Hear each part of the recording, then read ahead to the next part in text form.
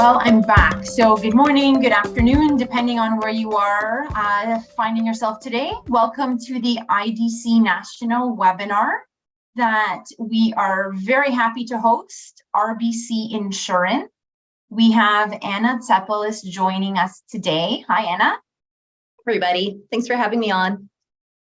So as many of you may know, IDC has been focusing on juvenile insurance for the month of June. So June is for juveniles.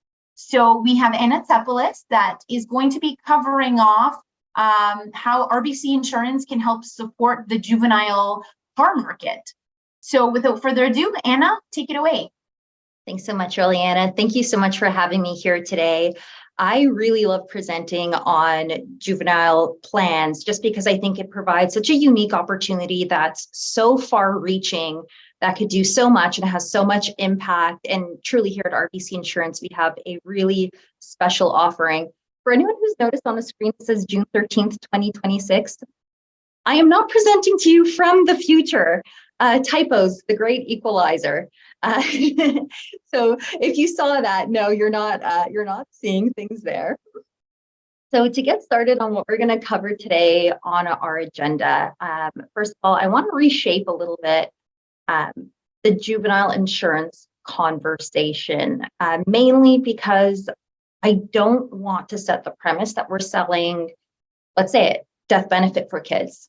That is not what we're going to cover today at all. When I speak about juvenile insurance, that doesn't even really enter the equation at all. We're going to shift it more towards protecting insurability, giving a really meaningful gift, finding really efficient ways to pass wealth between the generations.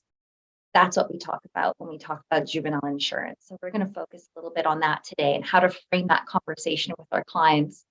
Next, the offer that RBC has for those juveniles. We do have an industry-first juvenile guaranteed insurance benefit, so a GIB, a JGIB. I'm very excited to go over what that entails and how it works and how it makes RBC unique. A little bit about how we could structure a juvenile plan to really optimize the returns, the projected values, long-term and short-term as well. And we're also going to go over a concept today. It'll be the tax-preferred intergenerational transfer using cascading life insurance. You may have also heard it be called the waterfall strategy as well. And we're going to do a little bit of a deep dive into that today. So when it comes to positioning the conversation, I'm sure you have also been in that position before where you bring up juvenile insurance and you might get a hard stop altogether. I faced it directly with clients or with brokers as well. A lot of people don't even want to broach the topic of needing to insure children because it's morose and it's very upsetting to a lot of people. So as I mentioned during the agenda, off the bat, I say this is not about the face amount. This is not about the death benefit. Even when we solve, I like solving based on premium, how much we want to invest into a policy. Because what we want to highlight is, number one, the first benefit. We are going to protect that child's insurability from a very early age. So what does that mean? So later on in life, heaven forbid something happens, they have a diagnosis, they have a change in their health. They have that insurance set in place that stays there for the rest of their lives. We're talking about permanent plans here. This is putting in place so that they have it always. I recently spoke to a broker who specializes in juvenile planning. He was saying he even used to take out newspaper ads and radio ads about juveniles and saying, put it in place as soon as possible. After day 14, so, newborns, essentially, you can apply for this. And he shared that the reason he pushes it is his own child. He made sure to get him insured before he was 1 year old. And by age 4, he was diagnosed with autism. And so he said at that point, it really drove home to him that putting something in place as early as you can protects that little one, not just during, the time that they're younger, but one day they're going to grow up, they're going to have a family of their own, and they're going to have that desire to protect their own family in the future one day. you give them the gift of being able to protect their own families. And we get to model what that looks like with our GIB option, how we could keep adding and extending that coverage long into their adult life. So that's the first benefit. This is what we want to focus on when we talk about juvenile insurance with a parent, with a grandparent, protecting that insurability. And number two, it's a tax preferred way to pass on wealth between generations. So we're going to cover that a little bit more with our cascading life strategy. But I always like to say the CRA gives us very, very few gifts. And one of them is being able to pass on cash value life policies without a deemed disposition in between generations. So we're going to go over exactly what it means, who can pass on to who you can't pass on to, and how to structure a policy appropriately so that it maintains that tax preferred status. Another bonus I want to go into today's slight lightning round after is just looking at short-term versus long-term projections.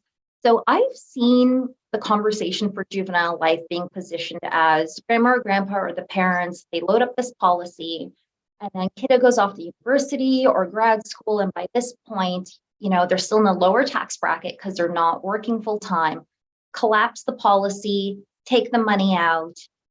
They're in a lower tax bracket. So this is how you pass money on without it coming out of, let's say, grandma and grandpa's tax bracket. I'm going to show why I don't really love that strategy. I'd much prefer us being able to leverage the cash value in place here, because when we see that long-term projection of what that cash could grow to, what that death benefit grows to, truly the power of these values compounding in a tax-preferred environment, it is absolutely magical what could look like decades from now. That it's really sad thinking that anyone's positioning it as something that should be collapsed by year 21 or year 25 or year 30. So we're going to look at a few instances to show just how much this grows long term and why you want to keep that in place. So with our RBC solution, we wanted to create something that really grows with your client's child as well. So, the needs of this little wee one are definitely going to change over the course of their life. So, while they're a child, what we're doing is, again, we're protecting that insurability. But very importantly, we also lock in a much lower premium. Now, we're all brokers on the line here. You have the scenario where you've seen a premium jump with an age change on a client on even something like a simple term. Like 1 year alone can make a meaningful difference in the cost of insurance. Imagine being able to lock in premiums for a policy that lasts the rest of their life when that child is 1 or 4 or 12. Huge impact, allows more of those dollars to go towards the growth, for example, than having to work with a high COI. So think of all those scenarios you've been in where you're showing a participating whole life to someone in their 50s or their 60s, and their eyes kind of open up at first when they look at the premiums. Now imagine what that could look like for an infant or a young child. So locking that in early. Then we move on to young adulthood, seeing that cash value build up. So that kiddo might grow up and say, they want to start on a new project or go to a special camp, for example. They're getting ready for college or university. Maybe buying their first property or business venture. Knowing that they have that asset there that they can access can be really meaningful. And then, of course, adulthood, being able to add on, as I'll show you, the juvenile guaranteed insurability benefit to keep extending that insurance and to keep adding on that coverage, no matter what's happened to their health in the meantime. We've all been in those positions where you insure someone and then something could change 1 or 2 or 3 or 10 years from now, let alone, decades. So being able to keep adding that coverage on without having to apply for new health information, really meaningful. So once again, we make it affordable. We ensure that cash value is there. It can be used. I want to show as well later on how it could be fully paid up before adulthood. And you get to pass on a fully paid up asset to an adult who could then use it once again for buying a home, starting a business, and protecting their own families. So we're going to get into our product. So we have two versions of our participating whole life. Now this applies ages 0 and onward. So for adults and for children. So our estate product is our RBC growth insurance. So this is late cash value. Our coverage starts at $25,000. Access to cash values, I should say guaranteed cash values, are accessible at the end of policy year 5. And when it comes to the cost of insurance, I like to call it more of a slow burn. So cost of insurance is lower. We also don't see as much growth in the very, very early years, but then it really, really ramps up closer to life expectancy. Now we're going to focus on the growth insurance today because this is the product line that has the built-in juvenile guaranteed insurability benefit. We do also have a wealth product, otherwise known as an early cash value product. It is designed a little bit more for the 35 to 55-year-olds, so maybe the parents of the kids that we'll be chatting about today. Coverage starts at $250,000. The guaranteed cash value is accessible at the end of policy year 1. And you see that cash value really loading up right from the get-go. Now, can a juvenile apply for RBC Growth Insurance Plus if they really wanted to? Yes. They don't have that bundled in JGIB come with it though, so I don't recommend it. However, also at the same time, when we look at the needs of a child, I often make a joke, little Timmy likely doesn't have to leverage his life insurance policy for his lemonade stand. So those kiddos usually don't need that early cash value. So the RBC growth or estate product is usually wholly appropriate for a child as well. Plus, you also get that uptick of values later on when's the time frame that we are looking to utilize those policies. So the state definitely works out best for those kids. Now, going back to that juvenile guaranteed insurability plan, why is this so important? I want to mention first, it is an industry first for us to offer it to every standard rated juvenile policy automatically. If it's a juvenile policy, they're standard, there's no rating on it, it comes bundled in.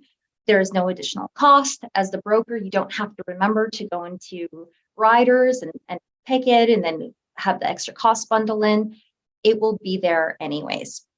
So it'll allow them to purchase additional insurance after their 18th birthday, and I'll show you in the next slides how it would work, and eliminates the need for additional evidence of insurability later on when they want to keep adding coverage. So once again, going to that first benefit that we talked about, locking in insurability for this child for the absolute rest of their adult life, no matter what happens to their health. When they exercise that JGIB, we will not even ask the question of what's happened with their health in the meantime, since that policy's been put in place. So as mentioned, it comes automatic with every standard rated policy, no extra cost. How it would work is you would take your coverage amount, so the face amount times 5 to see what the total would be that you could add on later in the life of the policy. However, we do have 2 maximum caps built in. I always think of it as a drug plan. Think of, when you go get, I should just say your drug plan at the pharmacy, there's that per option cap every time. So for example, they'll only cover up to a certain dollar amount or every percentage every time you go. And then there's an annual cap as well, or maybe a lifetime cap on certain options. This is very similar to the JGIB. So coverage amount times 5, but over the 3 different options, per option, you could use up to $250,000. And then there's a $500,000 overall max limit. So for example, if the base amount is $100,000 times 5, we have a cap of $500,000 to be added when they're an adult. Let's say option 1, when they're an adult, kiddo is now, 20 and they use $250,000. Then again at 30, they use another $250,000. Because of course, 250 plus 250 equals 500,000. They've already reached their cap in the first 2 options. They wouldn't get a 3rd option. Or they could structure it a different way. Maybe at 20, they're not buying 250,000 worth of coverage. They want to do maybe 100,000. Then they could do a second option for, let's say, another 150,000. Then they use their 3rd option for 200,000. So it depends if they want to max it out each time or if they want to structure it. So there's a lot of flexibility there. Those JGIB options will come up between ages 18 and 40. It will be every third year. So let's say the first one comes up at 18, they're not going to use it. It's going to come up at 21 again. If they don't use it then too, it'll be 3 years from there. So in sequence every 3 years, and they could choose when those options come up, whether they want to exercise it or not. However, also if they happen to have a major life event, perhaps they got married or they purchased the property, they had a child, and they want to exercise that GIB option, but it's not within that every 3 year sequence, this is absolutely okay. They've had that major life event, so we'll let them exercise that option. So once again, we wanted to focus on flexibility. And one of my favorites when it comes to this feature as well is when they come up, that GIB, they can choose to exercise the coverage for either term or permanent insurance. And I think this one's very important. There are some juvenile products out there in our industry that only allows the GIB to be exercised for more permanent insurance. I'm sure most of you would relate that your average, 24-year-old usually doesn't have the cash flow for more permanent insurance, let alone the 30-year-old with the mortgage, the baby, one more baby on the way, paying for daycare. Early adulthood really is a time of life that has high demands on cash, and cash flow is often quite low. So being able to say to someone with a policy like this, you could exercise it for term can be very, very meaningful. That way we know that they actually have the ability to exercise those GIBs because it's more accessible for them as opposed to just exercising it for permanent. However, that will be an option as well. And shortly, I'm also going to show how you could kind of have your cake and eat it too. You could go with term first, but wind up with more permanent coverage over the life of the policy as well, because the way we structured it is very, very flexible and very accommodating for a very long time period. So we'll get into that shortly. So modeling the juvenile growth insurance solution. So this is just a screenshot, for example, here of our illustrator. Note to everyone to update to the latest version, which is 11.9. So we want to use RBC Growth Insurance Estate. In this example, we have grandpa and grandma who want to buy it on this B1. We put the child's name for the insured and their age. If you put in their birthday before they're a year old, it will accommodate, it'll just adjust for it. In this scenario, we've chosen 20 pay. We see our coverage amount here. And we also see our juvenile guaranteed insurability benefit in our summary bar. Now, when you get this going for your client to see it, we do see here, so based on the face amount, being able to times the face amount by 5, we do see total max GIB benefit of 500,000. We also list per option, because once again, it's the option max and then the lifetime max. So both of them are listed there, so you could walk your client through it. And I love how we definitely very explicitly write no additional premium. So the client knows that this comes automatically bundled in with that standard rated policy. They're not paying any extra to have this. Now, if we move on, I want to show you what exercising those GIBs could look like. So last slide we put together, right? Grandpa and grandma, they put 100,000 20 pay for their infant granddaughter, 1 year old. So we have it starting there. It's that 100,000 base coverage. Now, let's say that little one really did grow up to no longer be insurable. They can't secure coverage of their own. So between ages 18 to 40, those JGIBs are going to come up every 3 years, or if there's a major life event. So V1 here, she's now a young adult. At age 24, she decides she needs a little bit more coverage. So she adds $100,000 of term insurance.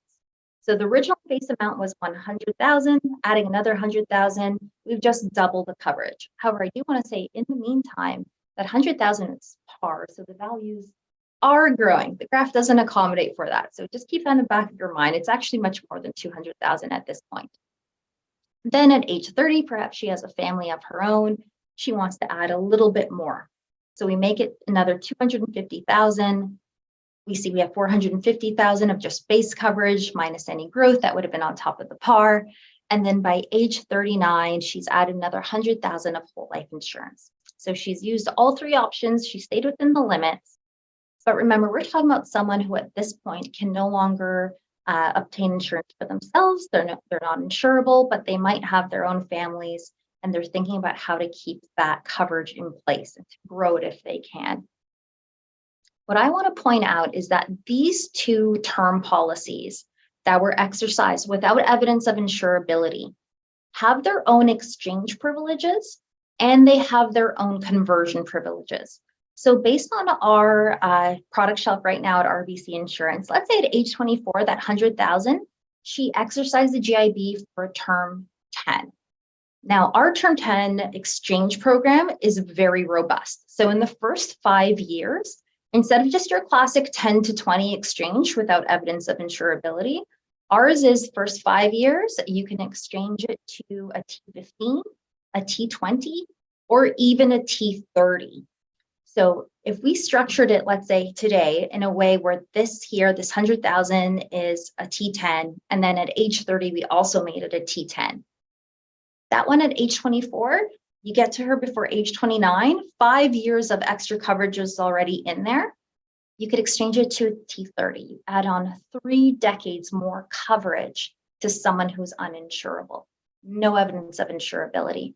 Then again, that one at age 30, you get back to them before age 35. 5 years in, you can add up to another 3 decades worth of coverage to an uninsurable person. Very meaningful. So we keep extending that coverage well into their adult life. And then later on, those policies still have full conversion privileges. So at this point, let's say, they're 35 years in respectively, and you could come back and convert them so that then they have permanent insurance for the rest of their life. So grandma and grandpa put together something for 100,000 for a wee one, very, very well priced. They have the base policy growing. Then the second term that they put in place at age 24, we put in a 10, we exchange it to a 30. We have a second permanent policy if we go back and convert that. Same thing, repeat for the one at age 30, third permanent option. And then age 39, they decided to add whole life insurance, but they could have also picked term one more time, make it a 10, exchange it, lengthen that coverage and convert. So they could wind up with possibly 4 permanent policies at the end of the road, covering them from day one for the absolute rest of their adult lives. Going back to what we said, that first benefit of locking in insurability, of protecting that kid no matter what happens to their health long term, and also gifting them the ability to keep adding coverage so that they can protect their own families one day. It's extremely meaningful, especially for parents or for grandparents to be able to give this as a gift one day. And if you remember, we designed it as a 20 pay, so it'd be fully paid up by the time they give it over. Really important, really meaningful between the generations. And soon we're going to look at what those values could look like as well. We're not just protecting their insurability, but we're also giving a really incredible gift. But when you see how much value can accrue in these policies as well. So in that same policy there, so we did the 20 pay, it was $1532.40 a year. Now I like to look at our summary at the end, just to look at the values to see what we could show our client when it comes to how this policy is optimized, right? We have that tax preferred environment, and we have the ability to keep showing growth even after the payment period has ended. So on a 20 pay, altogether, the investment is $30,648. Being able to say to them, for example, at age 35, that 30 went in, and in a current DSIR scenario, almost twice is available for them in cash. And if the worst should happen, I should say, we have $278 in death benefit. Or for example, 65, still kind of standard retirement age, being able to say, almost 31,000 went in.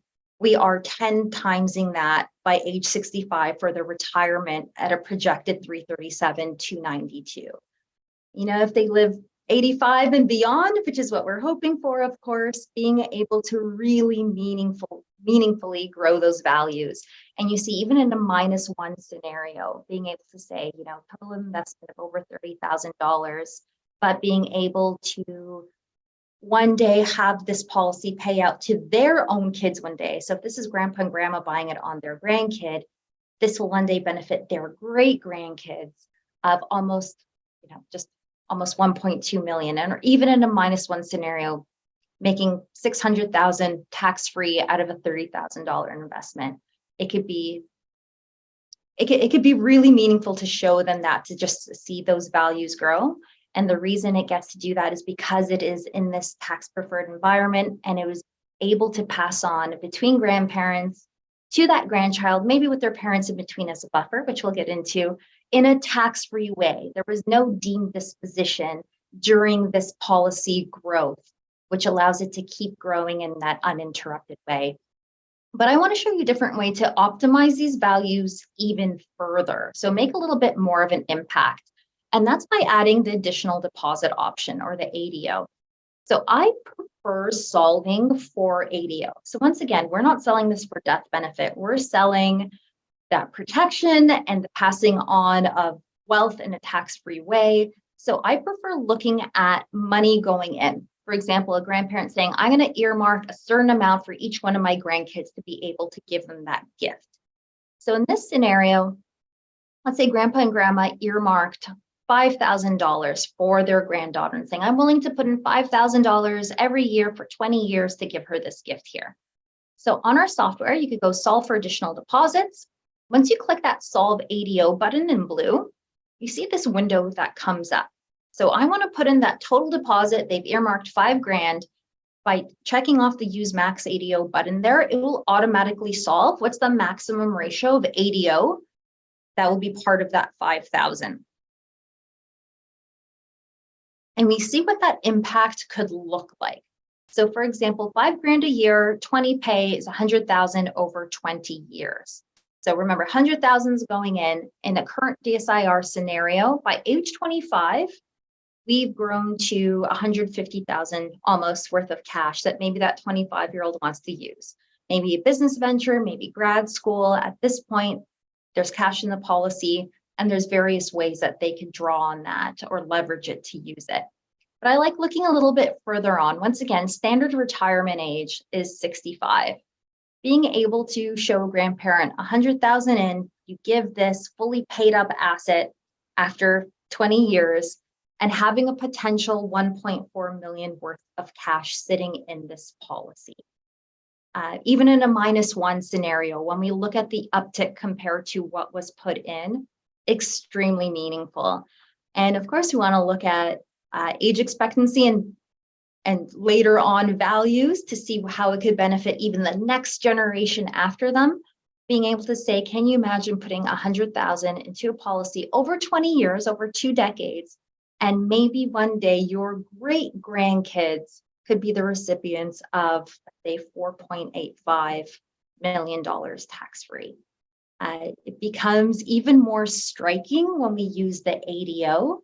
The values also are able to withstand, just the different changes that might happen over many years, because of course we're looking at over 8 decades ahead of time. And it also adds a lot of flexibility to the policy. So I'm going to show you how our ADO works.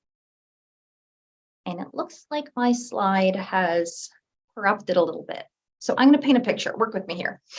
So how it works with us is whatever is deposited in year 1 for ADO becomes the non-evidence max for the life of the policy. The only one little caveat is that the policy can't go on APL at any point. So automatic premium loan, which happens in times of non-payment, for example. So let's say in year 1, and this applies for both juvenile policies or adult policies, just how our ADO works here at RBC. You put $5,000 worth of ADO in year 1. Maybe by year 4, the client comes to you and says, you know what, cash flow is a little bit tight. I don't think I could do 5,000 the next few years. Can I reduce that down to 3,000? You say, sure, absolutely no problem. When they're ready to put it back up again, which they do here in year 7, they could go back up to what they put in year 1, and we will not ask for evidence of insurability. So in this example, what they put in year 1 was $5,000. We only showed 3 years with it at 3, but I want to mention it could have been 6 years, it could have been 8 years, it could have been 10 years. When they're ready to turn that back on again, we'll say, we'll let you turn it back on again or ramp it back up again up until what you put in year 1. No evidence of insurability required. Now, many of you may work with some of our peers where after a certain time window elapses, for example, 5 years, you do have to submit that evidence of insurability to get that ADO back on again. We just say, nope, totally fine. What'd you put in year 1? Cool. We're going to roll with that. We're not going to ask you about your health. Then we have an example here at year 10. The client might come back and say, cash flow is really tight. I can't make any ADO payment whatsoever. I'll say the exact same thing. You can, pause it all together when they're ready to put that ADO back on. This example only shows 3 years with no ADO. It could have been, 8 years, 9 years, 12 years, whatever it is during the life of the payment period. We'll say, when you're ready to turn it back on again, we'll see what you did in year 1, which in this example was $5,000, and we will not ask for evidence of insurability. Now, why this is even more important in a juvenile situation is one of the whole points of us putting this together is to protect that insurability. So we want to build as many fail-safes to keep adding coverage, to have flexibility, to do as much as we can for that kid one day who will now become an adult without their insurability factoring into this whatsoever. So being able to tell the parents or the grandparents, you have so much flexibility with this ADO, you could pause it, you could reduce it, you could turn it back on again. And we're not going to ask about health in that meantime so that you still have that ultimate flexibility. And there's only one rule to remember, which is what you put in year 1. Excellent. So in this example, they could have done the $5,000 in year 1 and then come back to you after making no ADO deposits for 15 years. And in year 16, say, I'm ready to put it back on again. We'll say, great. Your year 1 amount was $5,000. We could start from there again. Once again, if they didn't go on an APL, in that 15 years, no matter what's happened to that child's health, we'll let them restart that ADO up to 5,000. So incredibly flexible. Now, going into how we can use this product in a concept, I want to get into the cascading life insurance concept. Why has this gotten so much buzz lately? So first, we do talk a little bit more about the great passing on of funds between the generations. Canada is expecting a multi-billion-dollar transfer between, let's say, the boomers, millennials, in the next few years. Some of it has started now. So I think it's just been on everyone's minds now how to pass on money in a tax-efficient way between the different generations of family members. So it's a lot more buzz. People are thinking about it, and it's not just, the boomers who want to pass it on. It does have kind of that millennial and Gen X cohort that does have kids saying, this could be me one day. How am I going to pass on funds? What's the most efficient way to start doing that? Second reason as well, we're all living through a bit of a cost of living crisis and inflation crisis. What I hear from brokers as well as from clients, directly from even family members of mine, from kids saying, I don't know if my kids will ever be able to afford a house, especially if you live in a major urban area in Canada. We worked hard and we were able to get our home. I don't know if my kids have that future. I don't know if they could have a home and have kids of their own and pay for childcare and do it all by the time they're of age where they would normally be doing that. So earlier and earlier, I'm seeing parents trying to find ways to really optimize their kiddos' future one day and to start early. The reason I keep bringing up grandparents is because I really see it landing in that space. Going back to how young adults often are a little low on cash flow because it's a very expensive time of their lives. Often mom and dad are already juggling a lot of expenses. They might already have an RESP in place, and there aren't a lot of extra funds to go around to do something extra. Usually I see this land really well with grandpa and grandma because they're saying, okay, parents are taking care of the RESP. I love knowing I have this other option that I could also do something that's tax preferred, that's really going to grow and benefit them in their adulthood. So it's a really good time to be bringing up the cascading life insurance concept with our clients.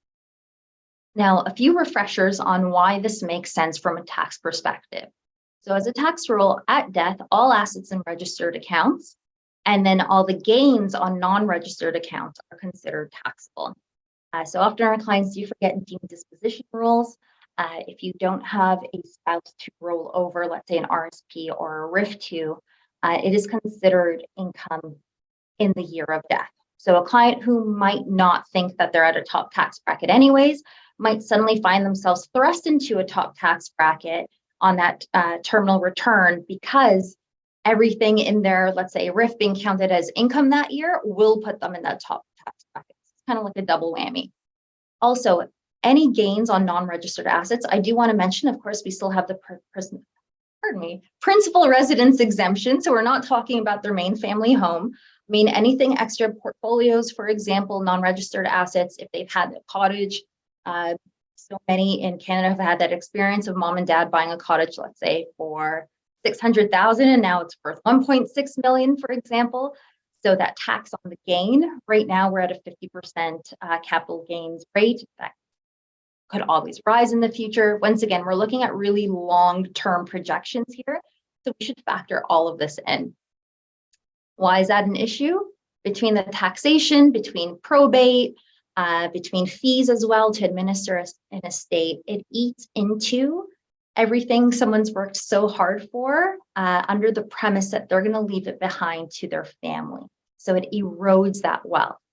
And this is where we get to step in as brokers and say, well, I have this really incredible strategy that allows you to start transferring wealth using cash value life insurance during your lifetime. And as I said before, the CRA gives us so few gifts, and being able to pass this asset on without deemed disposition when structured the right way, which I'm going to get into, is really special. And just from a sales perspective, perhaps something no one has ever shown them before. So you get to bring them something valuable and new that could really get your foot in the door with a new prospect.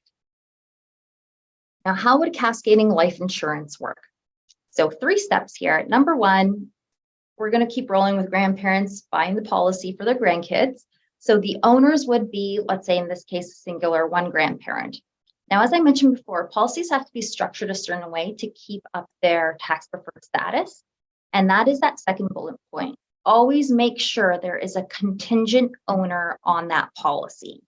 The reason is if that grandparent passes away and there is no contingent owner and it falls back into the estate, the policy falls back into the estate, it loses that tax preferred status. It belongs to the state now, and is exposed. Whereas if you have that contingent owner, usually we suggest one of the parents of the children that is being insured, that ownership will roll over to that parent, and we get to keep that tax preferred status because the policy will just roll to them. So once again, every time you put one of these policies in place, please put a contingent owner. In this case, we're putting a parent. The insured is the little one, the grandchild. Of course, cost of insurance is going to be really low. That's the individual whose their insurability we want to protect, so they're the insured. And the beneficiary, because all life insurance policies need one, although we're not selling it for this, but knock on wood, the worst should happen, the beneficiary is the parent. Now, we're going to go on next to our next ownership transfer. So grandpa and grandma are ready to pass that policy on. They could pass it tax-free to the parent. So their own child, but the parent of the insured who we're insuring. The contingent owner could be their spouse. So for example, you make mom the new owner, maybe dad is the contingent owner, just in case something happens to mom, for example.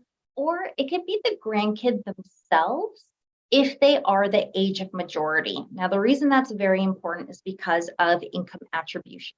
We never want this to fall into the hands when it comes to ownership of a minor, because anything that happens to the policy, let's say collapsing it, taking any money out, while they're still a minor, tax-wise still gets attributed to the original owner of the policy. So we are trying to avoid that because what we're going for here is tax optimization.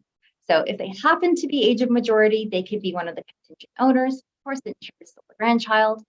And the beneficiary at this point is still the parent, for example, or the other parent. Or if child is of majority and they're married at this point, for example, it could be their spouse. Once again, as an example, there's flexibility here. And then there could also then be a second ownership transfer. So this was always meant to be for the benefit of that grandchild. Let's say they're age of majority now. Mom and dad, who received the policy from grandpa and grandma, are now ready to pass it on. Policy's theirs. They could do with it what they wish. This is what was always intended.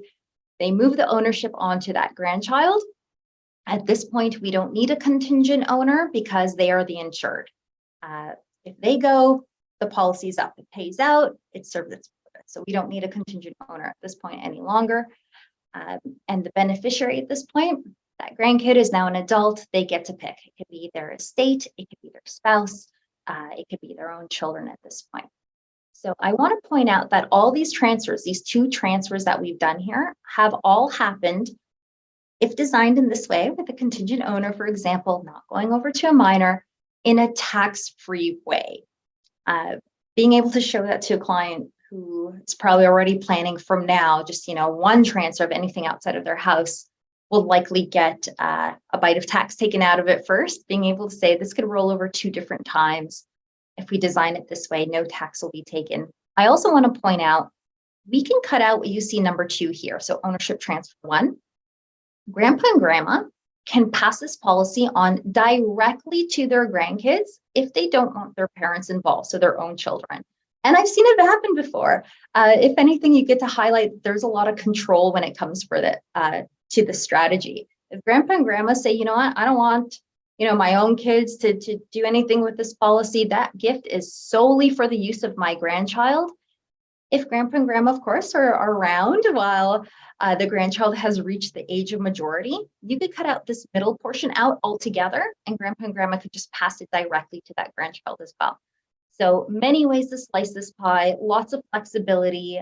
It can really accommodate to the unique needs or preferences of your clients. So one thing I really like, once again, when it comes to those wee gifts the CRA gives us, is they're actually really flexible with the definition of child in the sense that it really accommodates for blended families, which is definitely a reality in Canada. We see quite a bit of this amongst our clients. So it could be child, grandchild, son or daughter-in-law, your spouse's child, for example, in that blended family scenario, a spouse's grandchild, a spouse's son or daughter-in-law. That could be within the mix of, for example, contingent owners, for example, there. So lots of flexibility for those blended families. I do get asked occasionally, can you add in nieces and nephews or children of cousins? And the answer is no. It does have to be within that parent, child, grandchild, kind of like triangle, but also accommodating for those blended families. So some issues to consider with the client when we go over a strategy like this is, once again, death of the original owner, and we've covered how we handle that. It's always having that contingent owner on that policy. Next, we've also touched on it, is income attribution. So by age 16, a child can own a policy. So they're not considered age of majority, but they could technically be owner of a policy. So there's that 2-year window in many provinces, 16 to 18. We still don't recommend being able to pass on ownership to a child of that age because of income attribution. So if they're 17 years old and they collapse their policy, it won't be taxed at their tax rate as a 17-year-old who might not have a job or might just, have their part-time job there. So in a really low tax bracket, it will be attributed back to the original owner. So either mom and dad or grandpa and grandma. So you're not getting that tax efficiency that you put this policy in place for. So you really don't recommend passing something on to a minor. There's also, of course, loss of control. Many would agree that maybe a 17-year-old might not be making the wisest fiscal decisions at that stage in their life. So you might not want to loosen the reins that early on. But I also like pointing out the inverse of that is you do have so much control. Like you get to choose when you pass that policy on. I also like to say, if you pass that policy on. If grandpa and grandma or parents are still the owner, just because the grandchild is insured, remember, they're still the owner. They don't have to pass this policy on. For example, if they want to have, let's let's phrase it this way, certain strings attached. For example, they want them to maybe reach certain goals before passing this on, or they just want some sort of conditions to being able to receive this asset first. They get to choose when they pass it on, or even if they pass it on at all. So a lot of clients like that ability to control this asset here. And now let's say, everything was done appropriately. They pass the policy on when that child is of age. You have to remind them at this point, if they've grown up to be a little bit of a spendthrift and you think they're just going to collapse it anyways, take the money and spend it all, it's a possibility. This isn't something that's just prone to an asset like this. It's any asset that you pass on to a grandchild, or they're the sole owner of something, right? It's up to them what they want to do with it. So it's something to keep in mind as part of the conversation with your client when putting this strategy in place. Now, who would benefit from this? I laughed when I saw ages 50 to 100. That way it kind of encompasses, like parents who are doing some planning, grandparents as well. I would say it definitely starts a little bit before 50. But I think the point we were getting at is, a little bit before, everyone's still in that accumulation stage. As mentioned, young kids, a little bit hard to get some extra cash to do plans like this. So we'd often recommend it to someone who has those funds to put aside for an option like this. Like, we're not saying to replace an RESP. This is maybe later on in life where there's a few extra funding, or once again, grandpa and grandma, RESP is already funded, for example. They have other non-registered assets that they know are going to be taxed, so they're looking at efficiencies. This could be a really great strategy to show them. Once again, that element of control, decide when to pass it on, even if you pass it on. Going on, once again, to control, you notice where it says here, maintain privacy over their financial affairs. Anytime that you have that direct name beneficiary, it doesn't become public record. For example, like anything going through probate will. So if grandpa and grandma, for example, want to pass on some assets to some grandkids and not to others, or just different amounts for each one, whatever anyone's needs or wants are, this is a great way, once again, control and privacy as well. When it comes to a direct beneficiary, it minimizes the risk of something like will contestability. If there's any arguments within the family of who gets what, this will sit so much further outside of it because it doesn't go through the estate. It won't go through probate.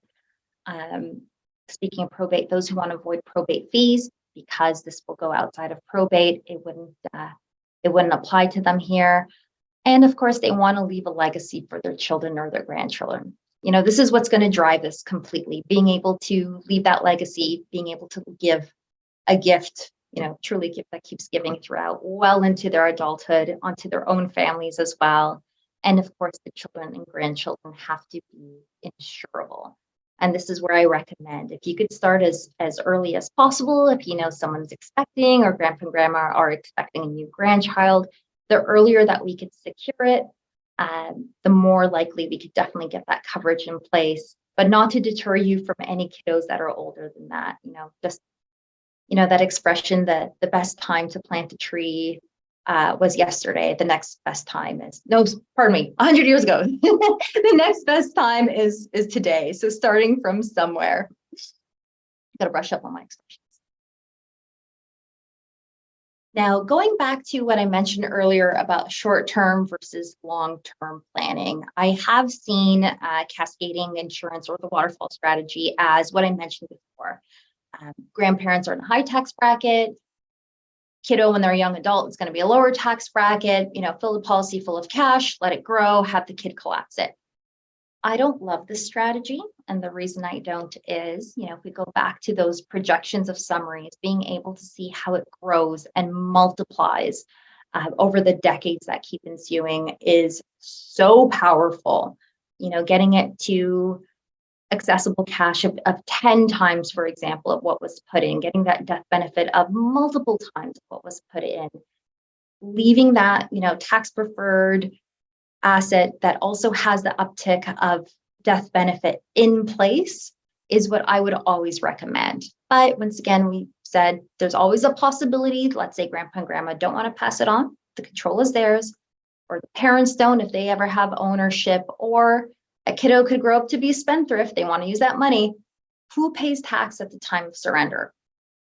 So if grandpa and grandma are still the owners when they collapse the policy or surrender the policy, of course, they would pay any tax on it. If they've already passed on the policy to mom and dad, and they are the owners at this point, mom and dad being adults and not minors, of course, they would have the tax repercussions of that. If the policy is passed on to the grandchild while they are an adult as the owner, they would pay the tax on that. However, going back to passing something on to a minor, let's say that in between stage 16 and 18, where they could own the policy, but they're not an adult yet. So let's say it's 17 years old. If they surrender the policy, original owner was grandpa and grandma, they would be liable for any taxation on that. So just to keep that in mind when structuring the policy and kind of the timeline on when to pass things on. So once again, just as a simple refresher, step one, in this example, we have our grandparents buy the policy. Parents are contingent owner. The little one is the insured, and a parent could be a beneficiary. Transfer number two would be grandpa and grandma passing it on to their own child. So the parents of the wee one insured, contingent owner must always be in place. Perhaps they pick the other spouse. Beneficiary and insured probably stays exactly where they are. And then that third transfer as well, where the policy does what it's supposed to do, winds up in the ownership of the grandchild, who is now an adult. The policy is theirs, so it's no longer a contingent owner needed because they are the insured, and then they get to choose their beneficiary. Now, some of the results from this, once again, we transferred wealth from generation to generation. One thing I love to point out is, let's say it's grandpa and grandma, they reduce their own taxes by doing this. So for example, if they've projected that upon life expectancy, they will have $1 million estate that will go through probate and go through tax and all that.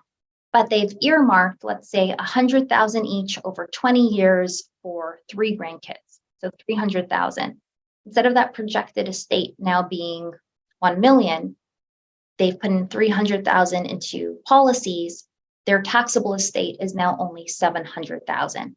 So it has an instant tax benefit for that first level generation of ownership in reducing their taxable estate. It'll reduce probate fees due at death as well, because this will not go through probate. Great way to position this for grandparents. Next, of course, we create that children's insurance portfolio at a very, very minimal cost, because of course, the younger we are, the cheaper insurance is, and we protect the child's insurability. Now, just to get into very briefly as we wrap up some of our strengths here, once again, we have that RBC growth insurance, our estate, which is what we modeled our strategies on today because it has the juvenile GIB. But I do want to point out to everyone today as well, for adults, so if you're already talking to grandparents and you ask for that introduction to the parents of the children that we're going to be insuring, it's a great way to get in front of that next generation. We also have something for mom and dad as well. We look excellent 35 to 55, but especially ages 40 to 50 on our RBC growth product. Really strong net cash flows in the first 10 years, but also strong IRRs on cash for 65, that benefit at 85. We look great here as well. So lots of options here, not just for the kiddos, but we're really good in that target market of parent age as well. On that policy, we have a 10 pay, we have a 20 pay, and life pay. 20 pay seems to be the most popular when it comes to juvenile policies. It keeps the premiums very accessible, and you could add ADO as well. And next thing I want to point out as well, so we talked about our flexible ADO today. We also have a really neat term partial conversion carryover option I'll get into. So for anyone listening today, if you have that in-force RBC term block with us, I'll just put a little teaser out there that for policies from February 1st, 2005 and onward, you could convert a certain portion of it to our RBC growth insurance. For example, we have 250 here. Bring over the balance of it, started as a brand new term, no evidence of insurability required. So once again, just a little teaser, reach out to me, reach out to your RBC wholesaler to talk about not just what we did today, being able to bring in new prospects and new clients through the door, but also how to position something really wonderful for your existing clients. And because I don't want to be taken away with an old-timey cane, I'll just scroll through to the end here. You can scan with your camera the QR code here to give you access to our sales resource center, which has things like product information, any marketing material, case studies, underwriting guidelines. But of course, you could also reach out directly. And with that, because I know it's a national webinar, here are your wholesalers coast to coast.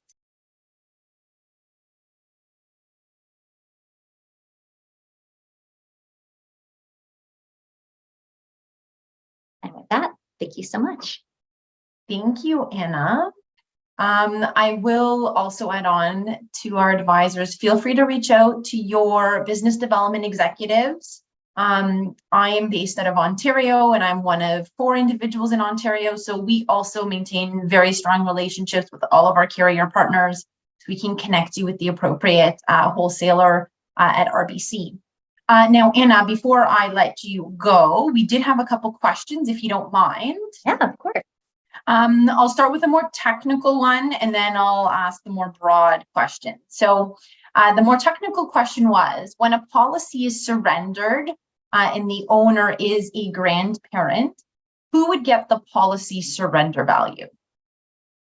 It would be the owner of the policy, so the grandparent.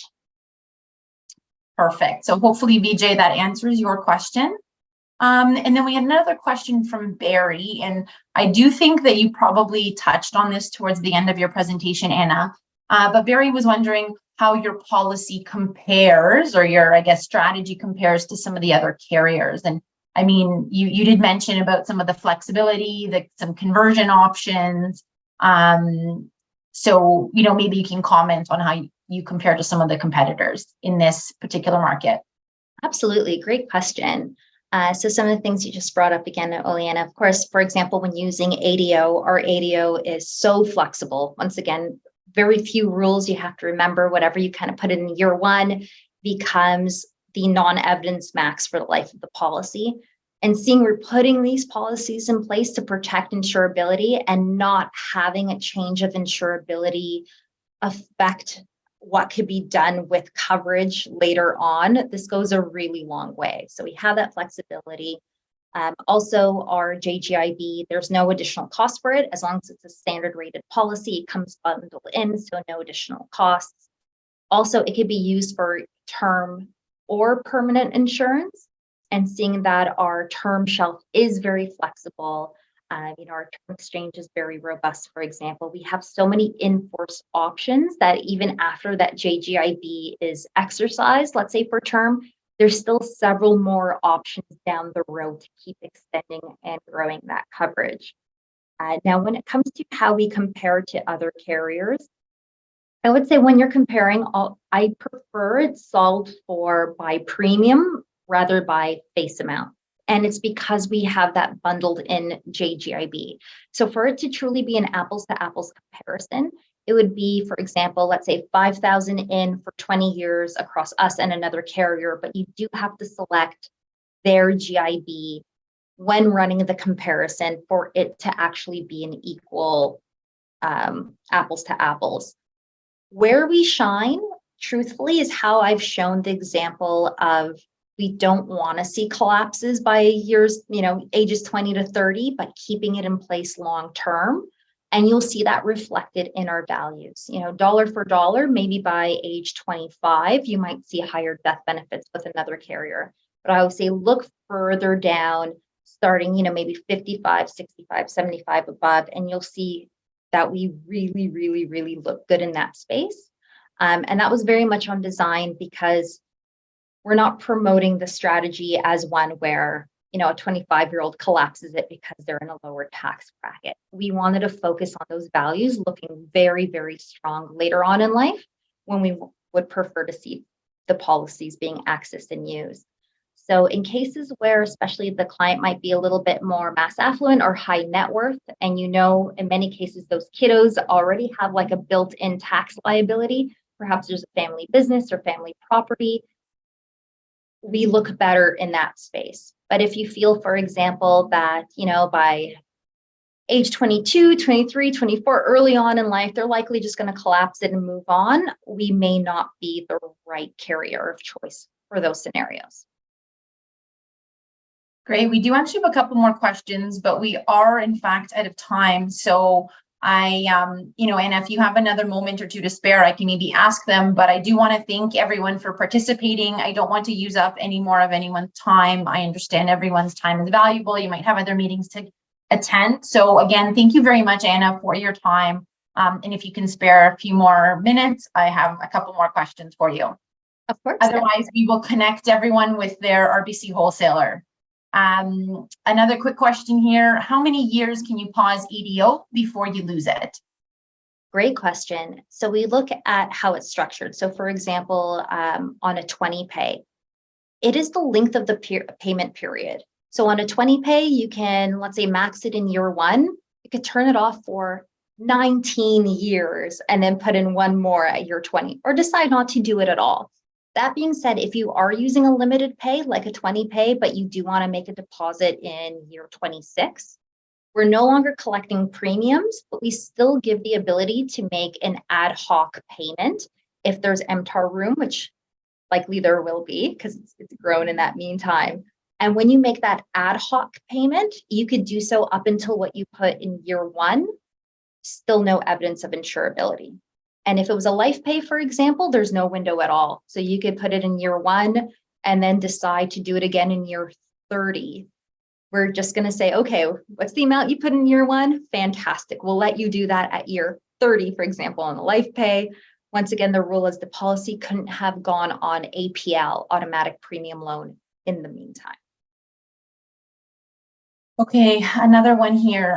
If the grandparents are the owners, and say after 3 years the payer passes away, can the contingent owner continue to pay the premium? Absolutely. At that point, they have all full legal rights as the owner of the policy. They are 100% the owners, and at that point, the choice is theirs. So yes, they can absolutely keep those premiums going. Are there any restrictions on when the cash values can be accessed on these types of policies? Definitely. So when using the version that has the JGIB, so our RBC growth, also known as estate, the guaranteed values are accessible at the end of year 5. So very similar to other estate products with other carriers, for example. However, if you have added ADO, that ADO is available as soon as the cash value of that ADO is available. But the guaranteed values, because it's an estate product, will be at the end of year 5.